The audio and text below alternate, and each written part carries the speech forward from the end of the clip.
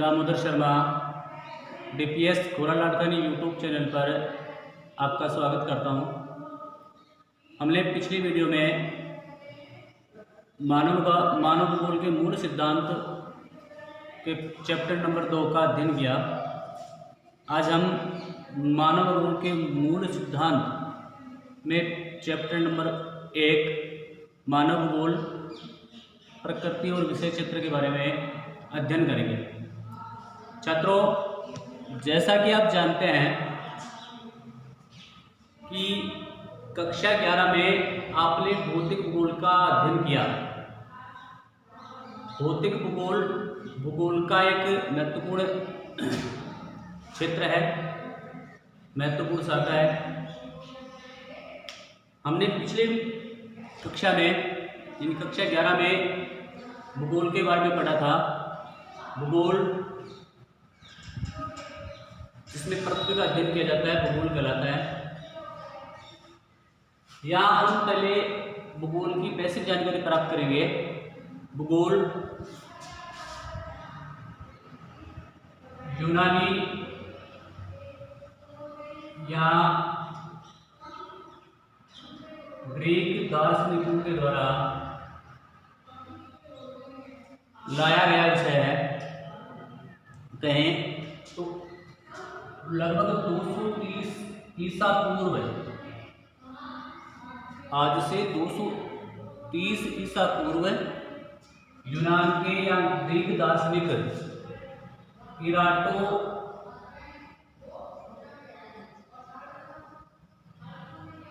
स्थनीज ने भूगोल शब्द का सर्वप्रथम प्रयोग किया, जो ग्रीक भाषा के 2 शब्दों से मिलकर के बना था। एक जी, दूसरा ग्राफोस। जी का यहां पर तात्पर्य था पृथ्वी और ग्राफोस का तात्पर्य था वर्णन करना। जी का मतलब है पृथ्वी और ग्राफोस का मतलब है वर्णन करना, अर्थात पृथ्वी का वर्णन करना भूगोल कहलाता है। ये सर्वप्रथम इराटोस्थनीज नामक दार्शनिक ने भूगोल शब्द का प्रयोग किया। अतः इन्हें भूगोल का पितामह कहा जाता है। भूगोल का पितामह किसे कहेंगे? इराटोस्थनीज, जो कि ईसा से भी लगभग 230 ईसा पूर्व थे। अब हम बात करते हैं 15वीं शताब्दी में इन्हीं यूनानियों ने इसके भूगोल के विकास में महत्वपूर्ण योगदान दिया। अतः उस समय के जो भूगोलवेत्ता थे हिकेटियस, इस हिकेटियस को भूगोल का जनक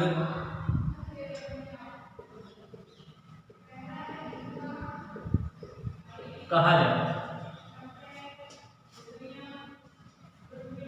अब हम बात करें इस भूगोल की 2 महत्वपूर्ण शाखाएं 15वीं शताब्दी के बाद में स्वतंत्र रूप से अध्ययन की जाने लगी। इनमें एक थी भौतिक भूगोल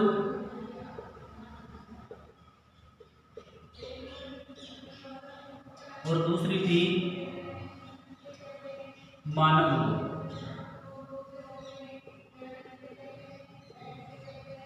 भौतिक भूगोल का, जैसा कि हमने कक्षा 11 में अध्ययन किया, भौतिक भूगोल का मतलब होता है प्राकृतिक भूदृश्यों का वर्णन करना या अध्ययन करना।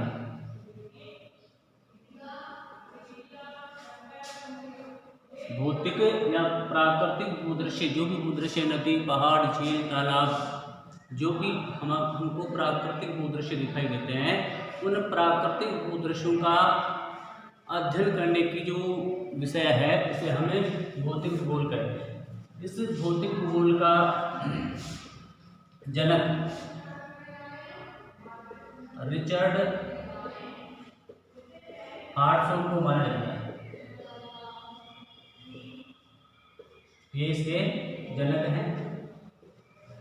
ऐसे ही मानव भूगोल नाम से स्पष्ट हो रहा है कि ऐसा भूगोल जिसमें प्राकृतिक भूदृश्यों के साथ मानवीय अनुक्रियाओं का या मानवीय संबंधों का अध्ययन किया जाता है, वो मानव भूगोल है। और इसका विकास तत्कालीन जर्मन भूगोलविदों के द्वारा किया गया, जिसमें फ्रेडरिक रेडजेल प्रमुख थे। अतः इन्हें आधुनिक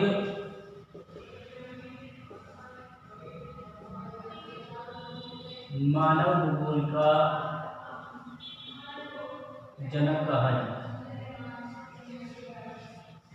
तो छात्रों, आपने भौतिक भूगोल और भूगोल दो विषय भूगोल के अंतर्गत पढ़े। इसमें भौतिक भूगोल प्राकृतिक भूदृश्यों का वर्णन या प्राकृतिक स्थलाकृतियों का अध्ययन भौतिक भूगोल कराता है, जबकि मानव भूगोल मानवीय क्रियाओं का धरातल के साथ जो संबंध होता है उसका अध्ययन मानव भूगोल कहलाता है। भौतिक भूगोल का जनक रिचर्ड हार्टसॉन और मानव भूगोल का जनक फ्रेडरिक रेडजेल को माना जाता है। अब हम बात करते हैं मानव भूगोल का विकास कब हुआ। तो मानव भूगोल का विकास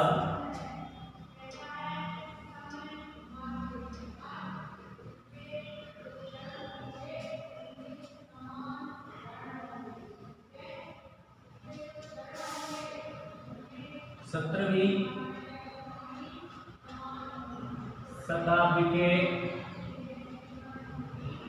उत्तरार्ध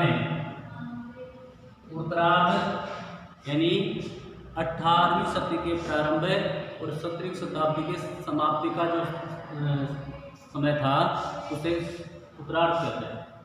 इस 17वीं शताब्दी के उत्तरार्ध में जर्मन भूगोलविदों के द्वारा इसका विकास किया गया। लगातार इसको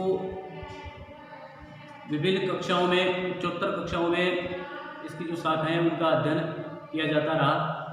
तत्पश्चात इसका उत्तरोत्तर विकास होता रहा। 1990 के दशक के बाद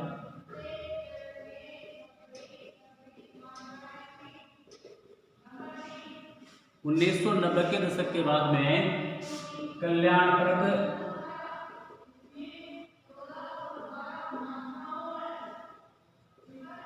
भूगोल के अध्ययन पर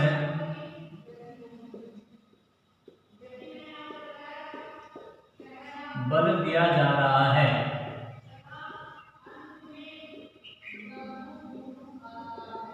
यानी इसका उत्तरोत्तर विकास होता रहा। अब हम बात करते हैं मानव भूगोल की परिभाषा के बारे में। तो छात्रों, हम पढ़ रहे थे मानव भूगोल की प्रमुख परिभाषाएं। मानव भूगोल की प्रमुख परिभाषाओं में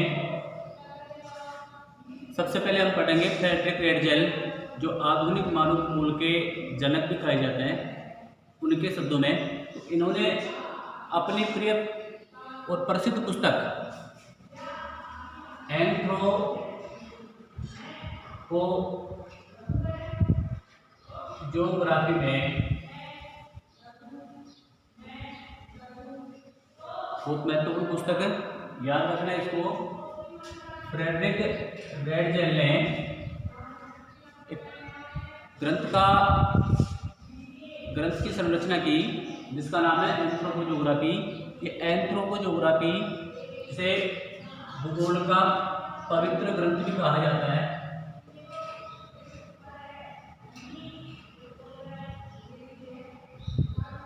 मानव भूगोल का पवित्र ग्रंथ भी कहा जाता है।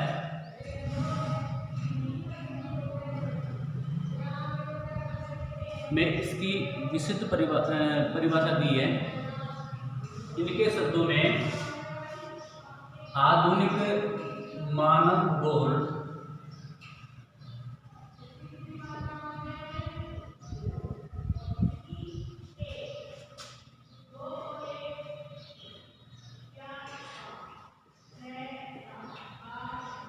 मानव समाजों और धरातल के मध्य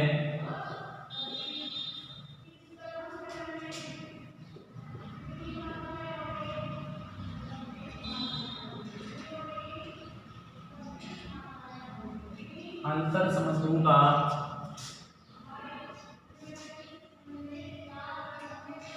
आधुनिक मानव भूगोल मानव समाज और धरातल के मध्य अंतर संबंधों का अध्ययन है।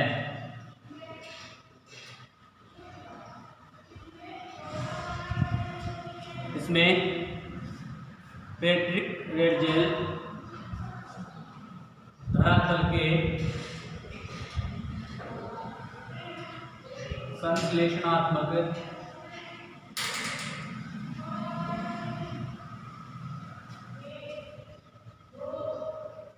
अध्ययन पर बल देते हैं।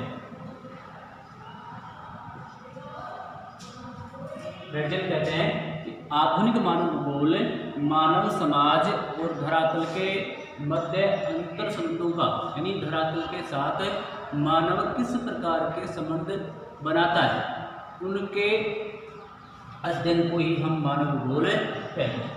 इन्होंने मानव समाज और धरातल के मध्य अंतर संबंधों पर बल दिया, यानी धरातल का जो संश्लेषणात्मक अध्ययन है उस पर ये बल दे। दूसरी महत्वपूर्ण परिभाषा है फ्रेडरिक रेडजेल जो जर्मन भूगोलवेत्ता थे, इनकी एक शिष्या थी जिसका नाम था कुमारी एलन चर्चिल सैम्पल।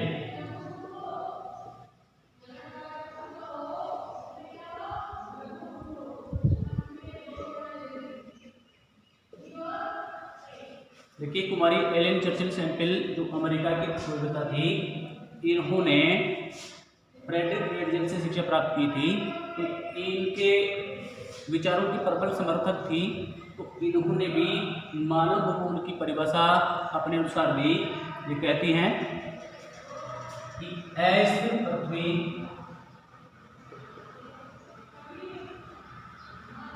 और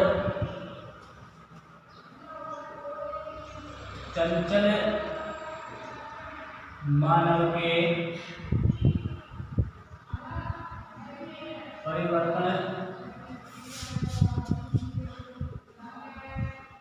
परिवर्तनशील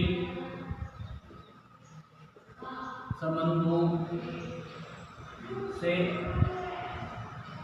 उत्पन्न संकल्पना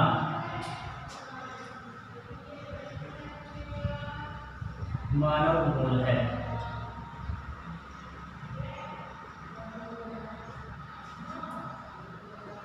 ये कहती हैं कि अस्थिर पृथ्वी और चंचल मानव के परिवर्तनशील संबंधों से उत्पन्न जो संकल्पना है उसे हम मानव भूगोल कहते हैं। यानी हमारी ये पृथ्वी गतिशील है, लगातार भ्रमणशील रहती है, और उस पर रहने वाला मानव भी गतिशील चंचल यानी क्रियाशील। तो इन दोनों जो गतिशील धरातल और गतिशील जो मानव है, इनके जो परिवर्तनशील संबंध हैं, लगातार इनके संबंधों में परिवर्तन होता रहता है, प्रतिपल इनके संबंधों में परिवर्तन होता रहता है। उससे जो उत्पन्न संकल्पना है उसे हम मानव भूगोल कहते हैं। इसके बाद तीसरी महत्वपूर्ण जो परिभाषा है वो है प्रोफेसर विडाल डी ला ब्लास।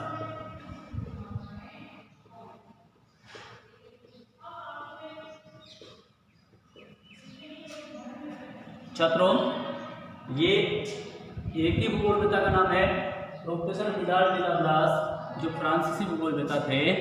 इन्होंने मानव भूगोल को परिभाषित किया है। ये कहते हैं कि मानव भूगोल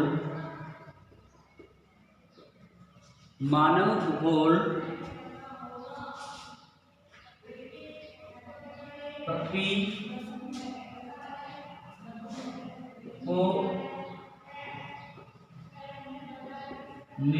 नियंत्रित करने वाले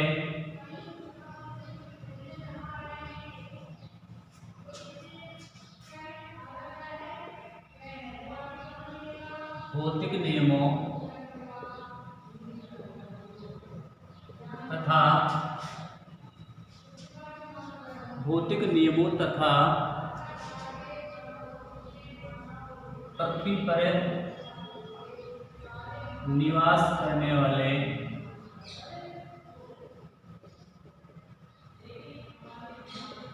जीवों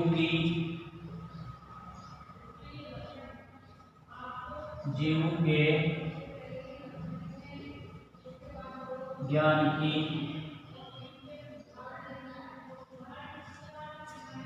मानव भूगोल पृथ्वी को नियंत्रित करने वाले भौतिक नियमों और पृथ्वी पर निवास करने वाले जीवों के ज्ञान से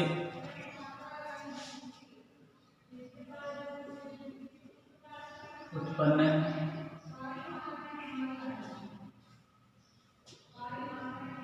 संकल्पना है।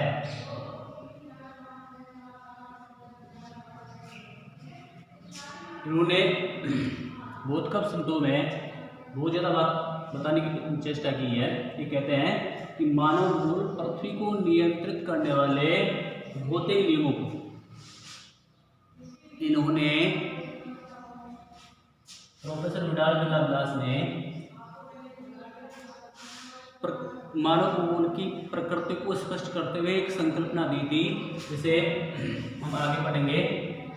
संभववाद कहते हैं। संभववाद अवधारणा प्रस्तुत करने वाले महत्वपूर्ण विचारक हैं। तो इन्होंने कहा था संभववाद में कि हमारे को हमारी प्रकृति संभावनाएं देती हैं और मानव अपनी बौद्धिक क्षमता से, अपने बुद्धि बल से उसमें नए नए विचार ला करके उसका स्वरूप परिवर्तन करता है। अर्थात प्रकृति यहाँ पर नगण्य होती है और मानव सर्वोपरि यानी उसका स्वामी होता है। तो यहाँ ये कहना चाहते हैं कि मानव भूगोल पृथ्वी को नियंत्रित करने वाले जो भौतिक नियम हैं, उन भौतिक नियमों को मानव नियंत्रित करता है और जी जो पृथ्वी पर निवास करने वाले जीव यानी हम मानव हैं, उनके ज्ञान से जो उत्पन्न संकल्पना है, उस संकल्पना को मानव भूगोल कहते हैं। इसी क्रम में अगली परिभाषा है प्रोफेसर डिकेन बर्फिट्स की।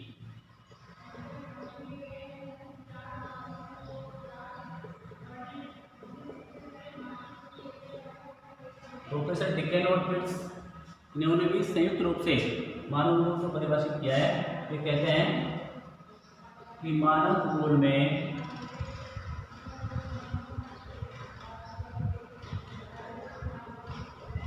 मानव के कार्यों को समाविष्ट किया है।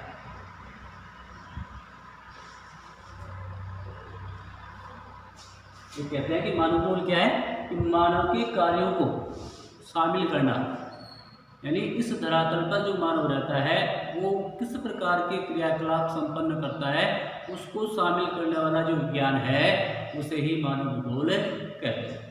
तो हमने 4 परिभाषाएं पढ़ी। 4 परिभाषाओं से ये स्पष्ट हो जाता है कि मानव भूगोल में मानव केंद्र बिंदु है। मानव कहाँ पर है? मानव का स्थान कहाँ पर है? केंद्रीय स्थान किसका है? मानव। हम कह सकते हैं कि मानव भूगोल का केंद्रीय स्थान या मानव भूगोल के अध्ययन में जो केंद्रीय स्थान प्राप्त जो जीव है वो है मानव। तो मानव के कार्य और धरातल के जो अन्योन्य क्रियाएं हैं उनका जो समाविष्ट रूप है उसे हम मानव भूगोल कह सकते हैं।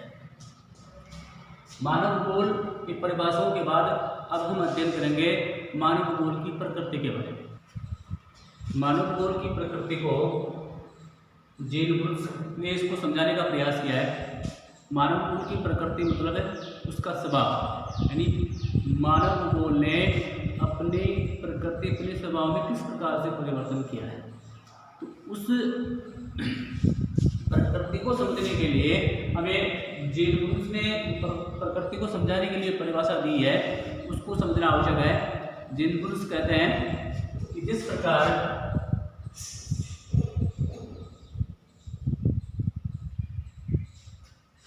अर्थशास्त्र का संबंध कीमतों से वनस्पति शास्त्र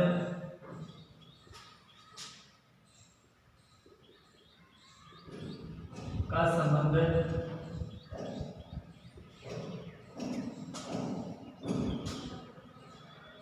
पौधों से भूगर्भ शास्त्र का संबंध चट्टानों से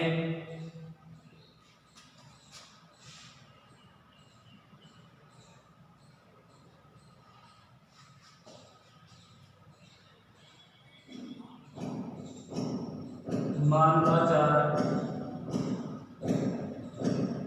विज्ञान का संबंध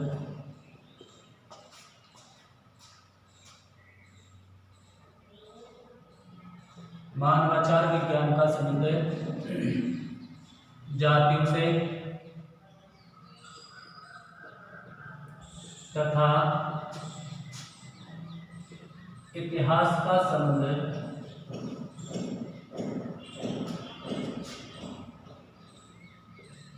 समय या काल से होता है। ठीक उसी प्रकार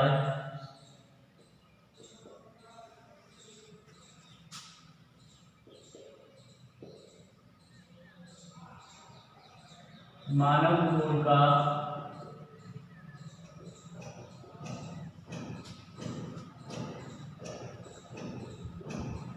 संबंध मानव से होता है।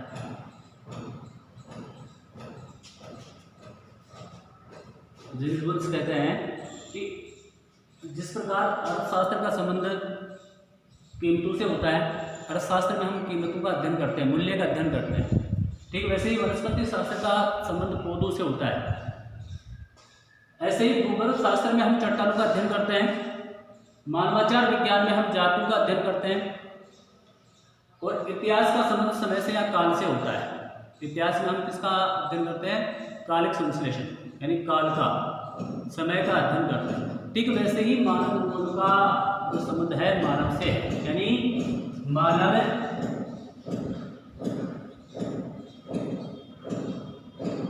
भूगोल का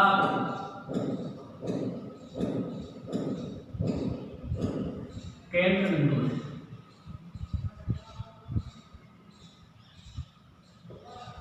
बिना मानव के हम मानव भूगोल का अध्ययन नहीं कर सकते। इसी परिप्रेक्ष्य के आधार पर हम मानव भूगोल की प्रकृति का अध्ययन करेंगे। मानव भूगोल की प्रकृति समय समय परिवर्तित होती रही है। अगर हम बात करें प्राचीन काल की, तो प्राचीन काल में मानव भूगोल की प्रकृति पूरी तरह से प्रकृति के अधीन थी, यानी जो नेचर थी, नेचर के अधीन थी। यानी उस समय प्रकृति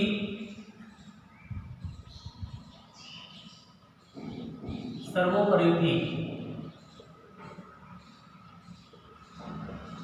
प्रकृति सर्वोपरि थी, या आप कह सकते हैं कि यहाँ पर मानव का प्राकृतिकरण था। मानव का प्राकृतिकरण था। मानव पूरी तरह से प्रकृति पर आश्रित था, प्रकृति में रहता था, पूरी तरह से प्रकृति के नियम कानून कायदों का अनुपालन करता था। ऐसी जो अवधारणा थी वो फ्रेडरिक फ्रेडजेल ने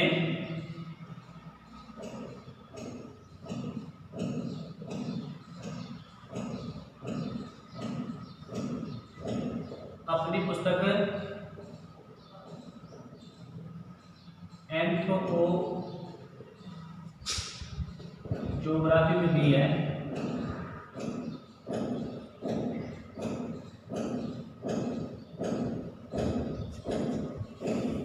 ऐसी जो अवधारणा थी उसको निश्चयवाद,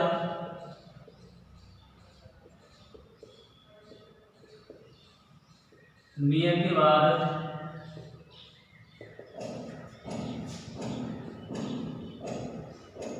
वातावरण निश्चयवाद,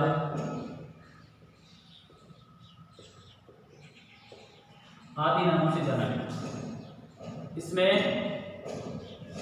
प्रकृति के अधीन मानव को रहना पड़ता था। यानी आप यूँ समझें कि प्राचीन काल में मानव पूरी तरह से प्रकृति के अधीन था, प्रकृति के अनुसार रहता था, जंगलों में रह करके कंदमूल फल जो भी उसको प्राप्त होता था प्राप्त करता था, खाता था। नदियों का जल भी नदियों से अनुमति प्राप्त करके, जंगल की देवी से अनुमति लेकर के जल प्राप्त कर सकता था। यानी पूरी तरह से मानव प्रकृति के अधीन था। इस विचारधारा को प्रतिपादित किया फ्रेडरिक फ्रेडजेल ने, इसलिए फ्रेडरिक फ्रेडजेल को निश्चयवाद का जनक भी कहा जाता है। फ्रेडरिक फ्रेडजेल के साथ इस विचारधारा का समर्थन करने वालों में हेरोडोटस,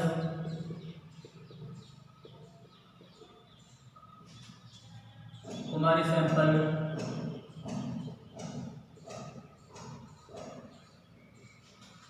पिकेटियस,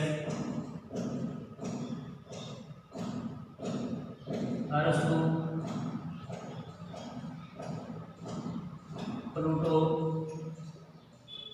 आदि दार्शनिक थे जो फ्रेडजेल की इस अवधारणा का समर्थन करते थे।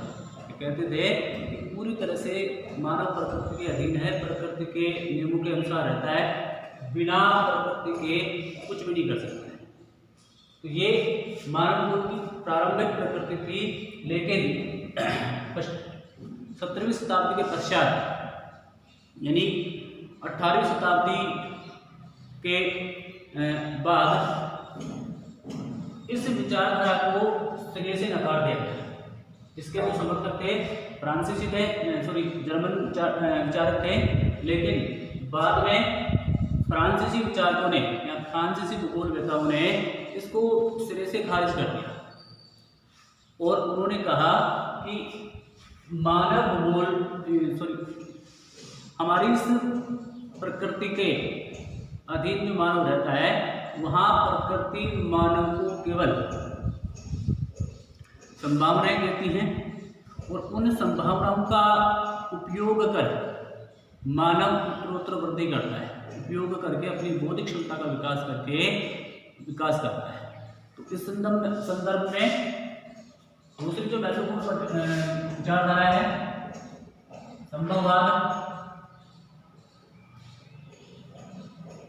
संभववाद विचारधारा फ्रांसीसियों के द्वारा दी गई।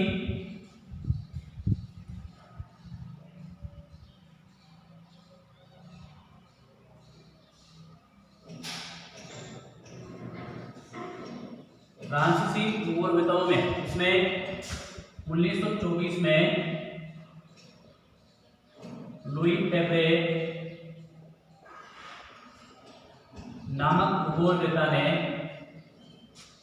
सबसे पहले संभववाद शब्द का प्रयोग किया। इसके बाद प्रोफेसर विडाल डिला ब्लास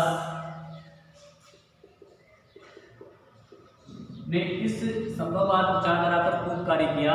अतः संभववाद के जो समर्थक या संभववाद के जो जनक हैं वो प्रोफेसर ब्लास माना जाता है। प्रोफेसर ब्लास ने कहा कि प्रकृति मानव को संभावनाएं प्रकट करवाती है या संभावनाएं देती हैं। मानव उन संभावनाओं को अपनी बौद्धिक क्षमता के साथ उसका उपयोग करते हुए, अधिकतम उपयोग करते हुए प्रकृति का उपयोग करता है, यानी प्रकृति को अपने अनुसार ढाल लेता है। तो यहाँ पर आपने देखा कि यहाँ मानव का प्राकृतिकरण हुआ था निश्चयवाद में। यहाँ पर प्रोफेसर ब्लास ने प्रकृति का मानवीकरण कर दिया, प्रकृति का मानवीकरण कर दिया, यानी मानव यहाँ पर सर्वोपरि है। मानव की क्षमता अनंत होती है। मानव अपनी क्षमताओं का उपयोग करके प्रकृति को अपने अनुसार डाल सकता है। इसके समर्थकों में फेबरे,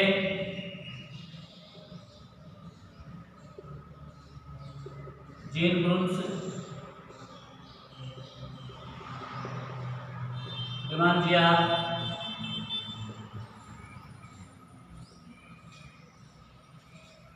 आदि भूगोलवेत्ता थे जिन्होंने इस विचारधारा का समर्थन किया। इसके बाद मानव भूगोल की प्रकृति को समझने के लिए ये जो दोनों संकल्पनाएं थी, इन दोनों ही संकल्पनाओं को खारिज कर दिया गया और ऑस्ट्रेलियाई मूल के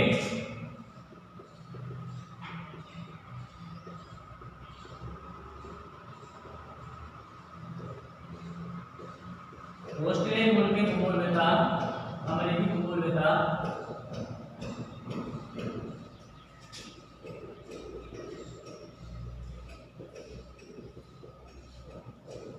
ऑस्ट्रेलिया के थे, अमेरिका जाकर के बस गए थे। ऐसे भूगोलवेत्ता जिनका नाम था ग्रिफिथ टेलर। ग्रिफिथ टेलर महोदय ने एक नई विचारधारा, यानी इन दोनों की मध्य मार्गी विचारधारा, मध्य मार्गी यानी इन दोनों के बीच की विचारधारा प्रस्तुत की, इसे नव निश्चयवाद कहा जाता है। ये मानव भूगोल की प्रकृति को स्पष्ट करने वाली नवीन विचारधारा है, जो इन दोनों के निश्चयवाद और संभववाद, इन दोनों को ही खारिज करते हैं, इन दोनों के बीच की विचारधारा को प्रस्तुत करती है।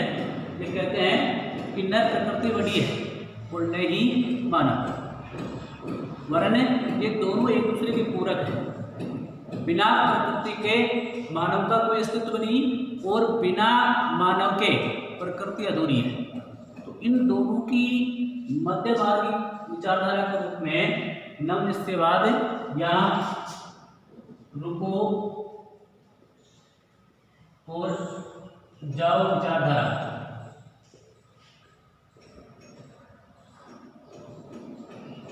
प्रस्तुत की गई। रुको और जाओ ये एक महानगरीय ट्रैफिक सिग्नल को दर्शाती हुई विचारधारा है, जिसमें रेड, येलो और ग्रीन लाइटें होती हैं।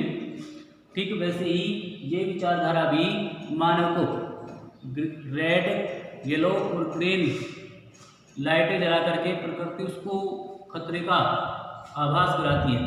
रेड लाइट जला करके, यानी जब मानव अंधाधुंध प्रकृति का विनाश करता है तो प्रकृति उसको रेड लाइट जला करके इशारा करती है, खतरे का इशारा देती है कि आपने बहुत ज़्यादा प्रकृति का अंधानुकरण कर लिया, प्रकृति का विलोभन कर लिया, अब आपको रुकने की आवश्यकता है। यानी वो येलो लाइट जलाती है, सावधान पोजीशन में आप खड़े रहने की अनुमति देती है। और जब फिर प्रकृति का खजाना पूरी तरह से भर जाता है, यानी जो प्राकृतिक संसाधनों का हमने बहुत ज़्यादा विलोभन किया था उनका पुनर्भरण होना वापस हो जाता है, फिर प्रकृति हमें बुलाती और कहती कि आओ मेरा खजाना भर चुका है, अब आप उसका आराम से उपभोग यानी सतत पोषणीय विकास आप कर सकते हैं। ऐसी विचारधारा ग्रिफिथ ने दी, इसको नव निश्चयवाद, रुको और जाओ निश्चयवाद के नाम से भी जाना जाता है। तो इस प्रकार से मानव मूल की प्रकृति को निश्चयवाद, संभववाद और नव निश्चयवाद विचारधाराओं की तरह सरलता से समझा जा सकता है। इसके बाद अब हम पढ़ेंगे मानव मूल के विषय क्षेत्र के बारे में नेक्स्ट वीडियो में। धन्यवाद।